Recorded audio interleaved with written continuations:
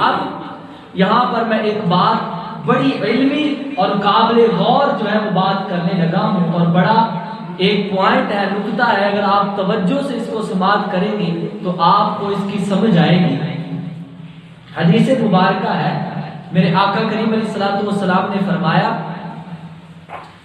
اول ما خلق اللہ من نوری، اللہ تبارک و تعالیٰ نے سب سے پہلے نور محمدی کو تخلیق فرمایا۔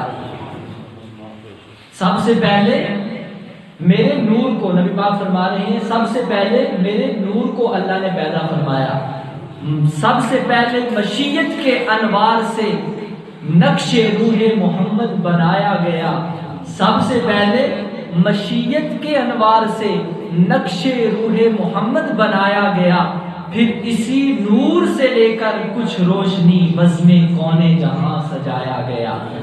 میرے آقا نے فرمایا کہ اول ما خلق اللہ من نوری، سب سے پہلے اللہ نے میرے نور کو پیدا فرمایا۔ اور دوسری روایت میں ہے اول ما خلق اللہ القلم، کہ اللہ تبارک و تعالیٰ نے سب سے پہلے قلم کو پیدا فرمایا۔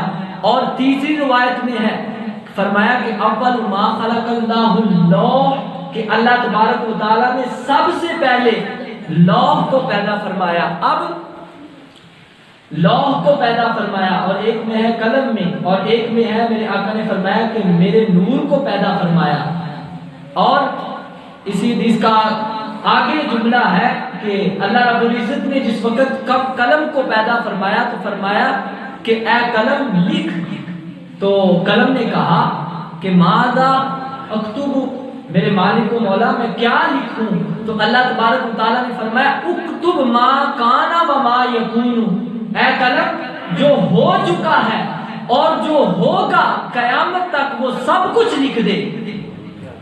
فرمایا جو ہو چکا ہے اور جو قیامت تک ہوگا سب کچھ لکھ دے۔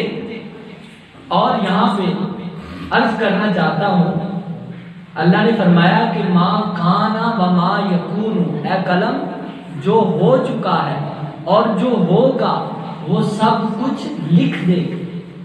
اب اگر کوئی کہے کہ حضور کو اسی بات پر اعتراض کرتے ہیں کہ حضور کو علم نہیں ہے، حضور جانتے نہیں ہیں کیا ہونے والا ہے، کیا ہوگا، اور اگر ایک قلم جو ہے اللہ اس کو سکھائے جو ہو چکا ہے اور جو ہوگا وہ سب کچھ لکھ سکتی ہے، تو وہ قلم جس کے نور کا صدقہ ہے، جس کے صدقے کو قلم بنائی گئی ہے، جس کی وجہ سے، جس کے نور سے قلم کو پیدا فرمایا ہے، تو پھر اس نبی آخر زمان صلی اللہ علیہ وسلم کو جو کائنات میں ہو چکا تھا اور جو قیامت تک ہوگا، کیا آپ کو علم نہیں ہو سکتا؟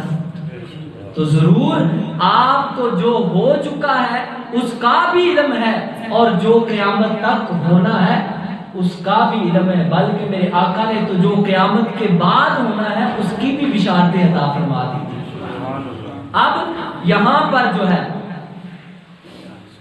یہ تجویز دینا مقصود ہے، ایک بندہ ہوتا ہے، ایک چیز ہوتی ہے، اور اس کی نسبت کی وجہ سے کئی نام ہوتے ہیں۔ چیز ایک ہوتی ہے لیکن نسبت کی وجہ سے اس کے کئی نام ہوتے ہیں۔ مختصر بات، ایک بندہ ہے، وہ باپ بھی ہے، وہ بیٹا بھی ہے۔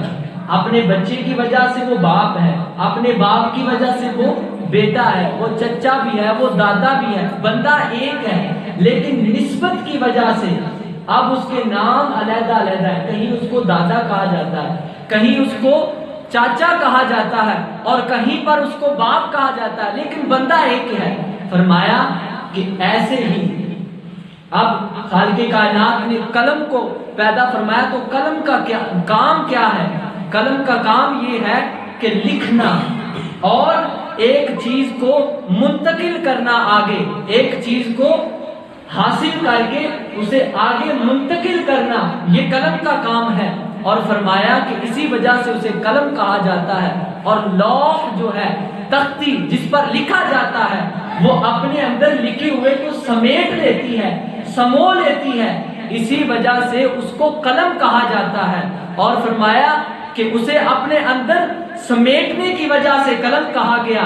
اب بات بڑی قابل غور ہے، ذرا توجہ فرمانا کہ قلم لکھتی ہے اور لکھنے کی وجہ سے اسے قلم کہا گیا۔ لوح اپنے اندر چیز کو سمیٹ لیتی ہے، تختی جو ہے، ڈائری جو ہے، وہ اپنے اندر چیز کو محفوظ کر لیتی ہے، اس لیے اس کو لوح کہا جاتا ہے۔ تو فرمایا یہ جو لوح ہے اور یہ جو قلم ہے، فرمایا یہ چیز ایک ہی ہے، یہ حقیقت میں چیز ایک ہے۔ فرمایا حقیقت میں ہے کیا؟ فرمایا لوح اور قلم اگرچہ اس کے نام علیحدہ علیحدہ ہے، حقیقت میں یہ صرف نور محمدی ہے۔ اور اسی لیے تو علامہ اقبال نے فرمایا کہ لوح بھی تو قلم بھی تو، لوح بھی تو قلم بھی تو، تیرا وجود الکتاب۔ اور فرمایا نگاہ عشق و مستی میں وہی اول وہی آخر، وہی قرآن وہی فرقان وہی یاسین وہی طٰہٰ۔ فرمایا یہ اب حضور علیہ الصلوۃ والسلام بانٹنے والے ہیں، اور قلم کا کام کیا ہے کہ ایک چیز کو لے کر آگے لکھنا۔ اور فرمایا اسی وجہ سے میرے مصطفیٰ کریم علیہ الصلوۃ والسلام نے فرمایا واللہ یعطی، اللہ مجھے عطا فرماتا ہے، وَأَنَا قَاسِمٌ، اور آگے میں بانٹتا ہوں۔ اور پتہ یہ چلا کہ لوح قلم سب کچھ حضور علیہ الصلوۃ والسلام ہے۔